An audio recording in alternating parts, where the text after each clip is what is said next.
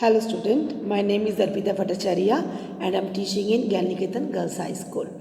Today I will give you a short video lecture on the Renaissance period of European history, which is between 14th to 17th century. Okay, so we will start now. The Renaissance was a fervent period of European culture, artistic, political, and economic rebirth following the Middle Age. Generally described as taking place from 14th to 17th century, the Renaissance promoted the rediscovery of classical philosophy, literature, and art.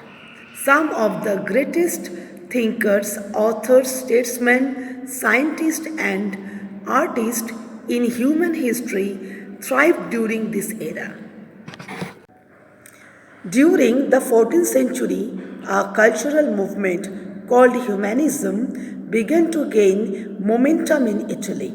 Among its many principles, humanism promoted the idea that man was the center of his own universe and people should embrace human achievements in education, classical art, literature, and science.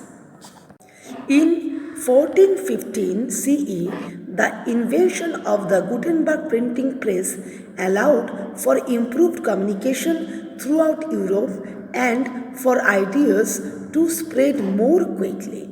As a result, texts from early humanist authors such as those of Francesco Petrarch and Giovanni Boccaccio, which promoted the renewal of traditional Greek and Roman culture and values, were printed and distributed to the masses.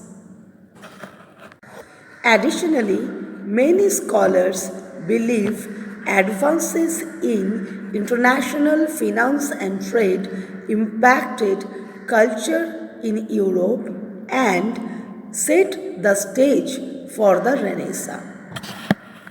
The Renaissance started in Florence, a famous city of Italy, a place with a rich cultural history where wealthy citizens could afford to support budding artists. Great Italian artists, politicians, and others started an intellectual and artistic revolution that was much different from the church dominated Middle Ages. The movement of Renaissance first expanded to other Italian city-states such as Venice, Milan, Bologna, and Rome.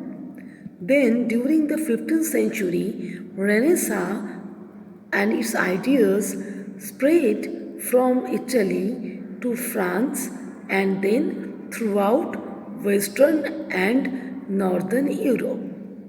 So, this is the end of today's lecture.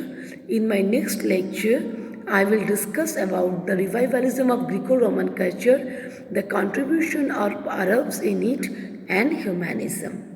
Okay, so end for today's lecture.